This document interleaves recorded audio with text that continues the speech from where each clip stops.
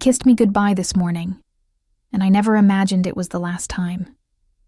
Jason had smiled softly, pressing a kiss to my temple, whispering, "Happy anniversary, baby.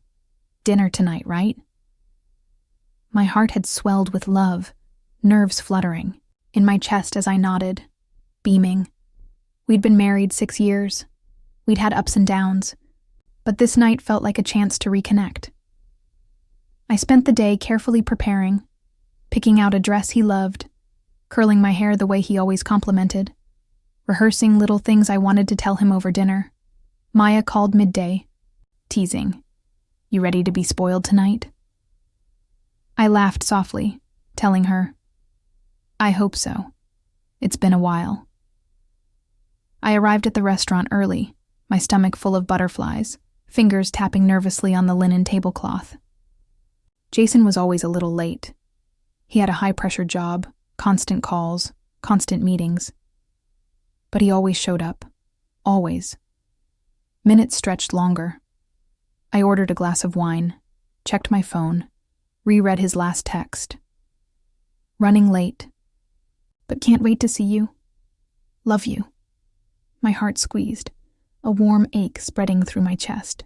I smiled faintly, imagining him walking through the door any minute. The waiter approached gently, asking if I wanted to wait before ordering. I nodded, cheeks flushing, murmuring, "He's on his way." The wine warmed my throat, dulled the rising anxiety, softened the sharp little flickers of doubt starting to curl at the edges of my mind. I texted Jason softly, "All good, baby. Take your time." No reply. I told myself he was driving, or in a meeting, or stepping out for a call. A wife like me should just wait patiently, right?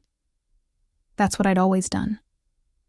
I watched the door over and over, each time my breath catching, slightly, each time my heart leaping, and each time a stranger walking in. My fingers twisted the napkin in my lap, my stomach churning. The restaurant began filling up, couples laughing, clinking glasses, exchanging little touches. The waiter returned gently. "Would you like to order, ma'am?" My throat tightened, painfully. I shook my head, forcing a brittle smile. "A little longer, please." He nodded softly, walking away. The hours slipped by. My wine glass emptied. My heart sank lower and lower. And still, no Jason. A wife like me should just wait patiently, right?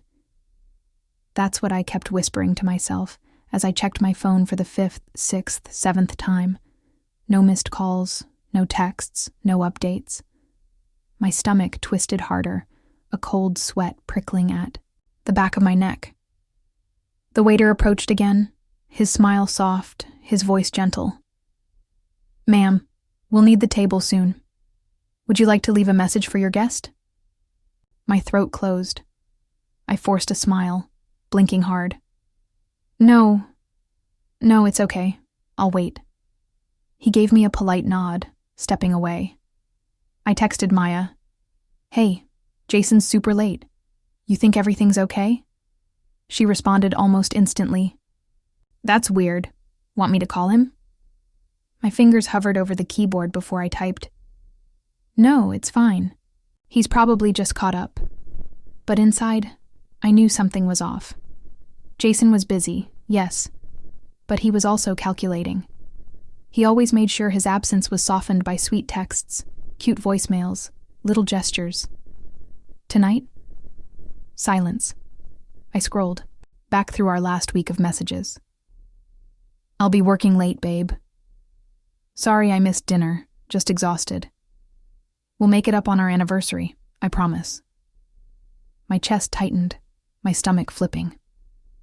Around me, couples toasted, laughed, leaned in close. I sat there alone, twisting my wedding band slowly around my finger, fighting the rising panic. I checked Jason's Instagram. No posts in the last few hours. Facebook? Nothing. LinkedIn? Nothing new. I texted again. "Baby, I'm here. Let me know if you're okay." The message sat there, delivered but unread. My heart pounded painfully, my mind spinning through possibilities: car trouble, work emergency, surprise plan. But even those felt thin. I ordered a second glass of wine, sipping it slowly, my throat dry, my hands trembling. Maya texted again. "Rachel, want me to come get you?" I typed back, "No, I'm okay. I'll wait a little longer." The restaurant. Lights dimmed softly, the dinner rush settling into dessert. My fingers dug into the fabric of my dress as my eyes locked on the entrance. Every time the door opened, my breath hitched. But Jason never walked through. He lied, and Instagram exposed him. That's the sentence that hit me like a truck as I sat alone at the restaurant table, heart pounding, fingers numb, staring at the screen I never should have opened. One new notification, one innocent tap, and there it was.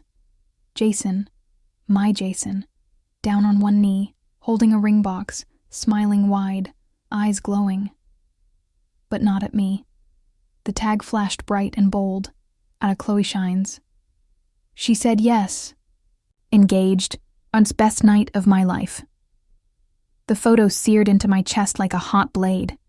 Jason's hand on her waist, Chloe's hand covering her mouth in mock surprise, the ring glinting under soft lights. My stomach flipped violently, my vision blurring, my breath choking in my throat. My fingers trembled as I scrolled. Video. Smiling friends. Champagne glasses.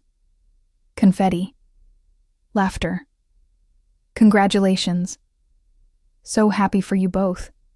Power couple vibes. The comments swam before my eyes, a dizzying, brutal parade. I sat frozen, heart slamming so hard I thought it might split my chest open. My mouth went dry. My head spun. This wasn't a nightmare. This was real. Jason wasn't late. He wasn't stuck at work. He was with her, proposing to her, publicly, proudly. I forced myself to inhale, sharp and shaky, the sound ragged in my own ears. I closed the app slowly, the light of the screen burning in my lap. Around me, the restaurant blurred into muffled laughter and clinking silverware, as if the world hadn't just cracked wide open. I texted Maya blindly, my fingers barely working. Check Instagram, Chloe's page. Seconds later, her reply exploded onto my screen. What the fuck? My throat closed. My chest collapsed inward. I felt like I was falling, even though I was still sitting upright. I stared at the empty seat across from me, the plate untouched, the wine glass half full.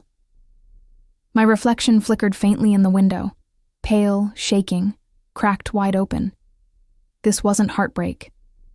It was betrayal, raw and sharp, laid out for the world to see. This wasn't heartbreak. It was humiliation. I sat there, frozen in the restaurant, blinking hard as the realization soaked into my skin. Jason, my husband, hadn't just betrayed me privately. He'd humiliated me publicly, proposing to another woman while I sat waiting in a dress I'd picked just for him. I felt the burn of hot tears threatening to spill, but I clenched my jaw, swallowing them down. My hands trembled as I reached for my purse, heart hammering so loud it drowned out the sounds of laughter and conversation around me. My body moved on autopilot, slipping from the chair, murmuring an apology to the startled waiter, pushing through the door into the cold night air. Outside, the chill bit at my skin, but it barely registered. Maya was already calling, her voice urgent and cracked when I answered. "Rachel, where are you? I'm coming to you right now. Stay put." I let out a strangled breath, my voice shaking. "Maya, I can't breathe." The car ride home blurred, my hands clutched tightly in my lap, my mind spinning, my heart pounding against the cage of my ribs. Every time I closed my eyes, I saw Jason's smile. But it wasn't for me. Every memory twisted sharply, stained now, soured beyond repair. In our apartment, the silence hit me hardest. His shoes still by the door, his jacket still hanging. On the hook, our framed wedding photo on the mantel, staring back at me like a cruel joke. I sank to the floor, curling in on myself, gasping through the flood of grief crashing down. I sobbed into my hands, rocking slightly, my chest hollowing. How had I not seen it? How had I missed the signs? Or worse, how had I convinced myself they weren't there?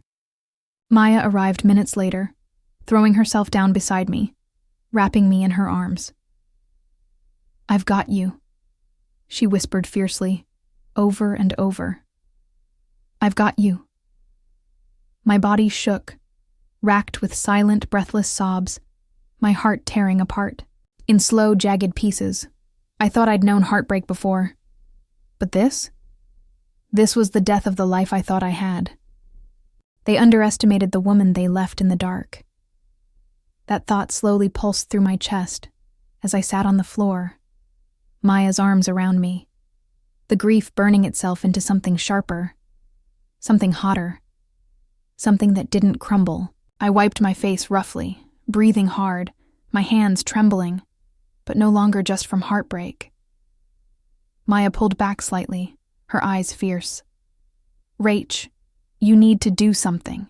He cannot get away with this." I sucked in a shaky breath, nodding, faintly. My heart still ached like it had been split open, but under the ache was a rising current. Rage. I stood slowly, knees trembling, fists clenching at my sides. I looked around the apartment, at the traces of Jason everywhere. The cologne bottle, on the dresser, the half-folded laundry, the pair of sneakers by the door. My stomach twisted sharply. He'd been living a double life right here, under my nose, making me question my own instincts, gaslighting me into silence. He lied, he manipulated, and he left me waiting while he proposed to someone else. My jaw locked, the wave of humiliation curdling into determination. Maya's voice was sharp behind me. "Rach, you want to burn it all down? Because I will help." I let out a soft, shaky laugh, wiping at the tears on my cheeks. "I don't want to burn it down, Maya." I turned slowly, eyes narrowing, voice low. "I want to expose him." I sat down at my laptop, fingers flying across the keyboard, pulling up Jason's social media, their engagement posts, their tagged friends.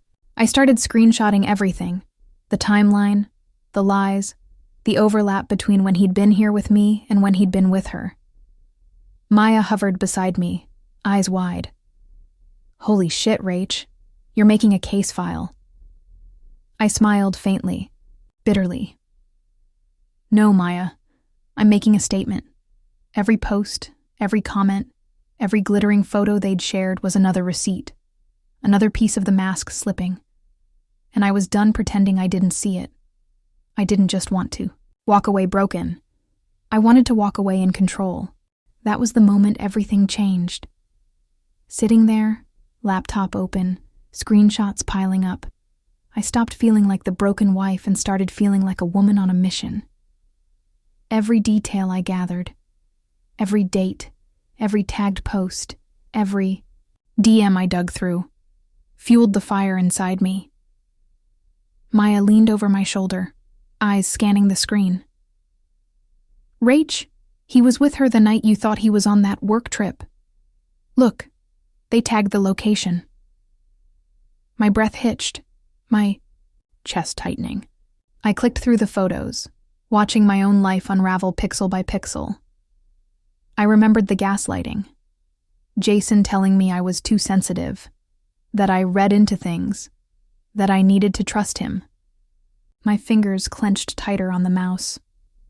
He lied, over and over. And I believed him because I wanted to believe love meant trust. I pulled up our shared bank account, tracing charges I had once brushed aside. Expensive dinners when I was home, alone, hotel stays when he claimed to be with clients, jewelry I never received.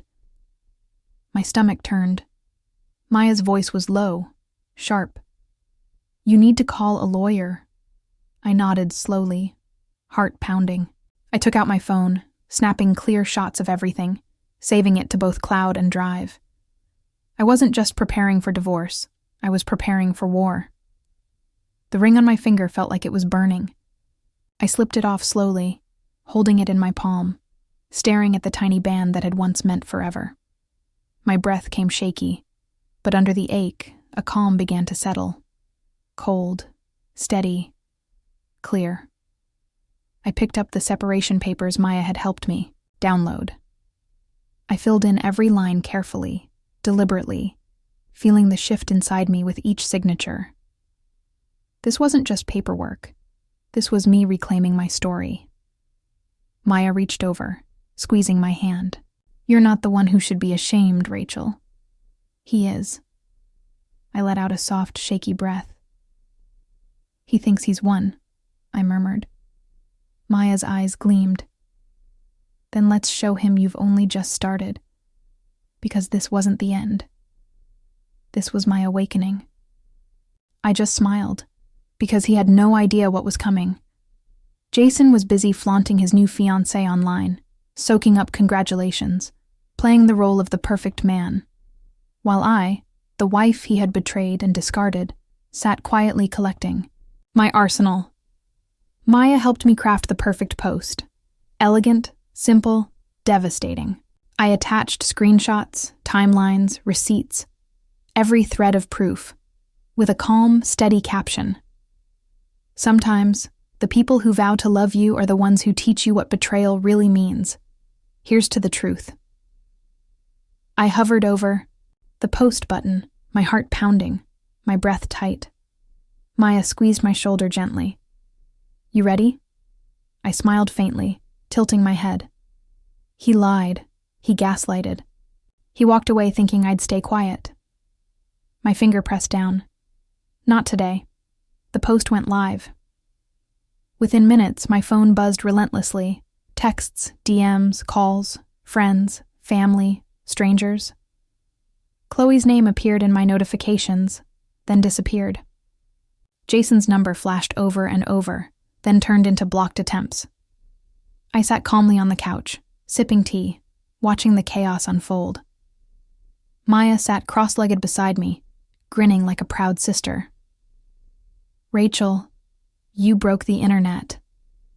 I let out a quiet laugh, shaking my head. "No, Maya, I just told the truth." The public reactions poured in. Sympathy, anger, shock, outrage. People who had once adored Jason's online persona now turned on him with swift fury. Brands dropped him. Comments flooded in. His carefully built world cracked right down the middle. He called one last time. I watched the screen light up, his name flashing, his desperation practically vibrating through the phone. I let it ring. Out. A faint smile curling on my lips. For once, he didn't get the last word. I leaned back, heart still aching but chest lifting. This wasn't about destroying him. It was about liberating myself, about showing the world, and myself, that I was stronger than the woman he'd tried to leave behind in the dark. Because in the end, revenge wasn't fire or fury. It was simply standing up, calmly, and taking back the power they never expected you to hold. He broke me, but I rebuilt myself stronger. That truth settled into my chest as I sat alone in the apartment we'd once shared, now stripped of his presence. His things were boxed and waiting by the door. My phone, silent and powered off, sat on the table. The chaos had passed. What was left was me. I looked around the room, taking in the space that had once been filled with his scent, his laughter, his empty promises. It should have hurt more. It did hurt. But under the grief was something sharp and clean. Relief. Maya sat nearby, scrolling through the latest online fallout, grinning faintly. "He's losing followers by the minute," she murmured. I let out a soft, tired laugh. Good. Let him watch everything he built crumble the way he let our marriage collapse. I walked over to the mirror, studying myself carefully. My eyes were red, my face was tired, but there was something fierce staring back at me. For the first time in months, maybe years, I saw myself, not as his wife, not as the woman behind his spotlight, but as Rachel, whole, independent, free. The final. Paperwork sat on the table, signed and sealed, ready to be sent. I ran my fingers over it gently, exhaling slowly. This wasn't the ending I had wanted, but maybe it was the one I needed. I picked up the wedding ring, holding it in my palm one last time. The weight of it no longer made me ache. Instead, it reminded me of what I'd survived, what I'd learned, what I'd reclaimed. Quietly, deliberately, I slipped it into a small box, closed the lid, and set it aside. Maya stood up, wrapping an arm around me. "You ready to move forward?" she asked softly. I smiled faintly, eyes glinting with something new. "Yeah," I whispered. "I am." Because Jason might have walked away, but I was the one who stood up. And in the end, I didn't just survive the betrayal. I transformed it into freedom.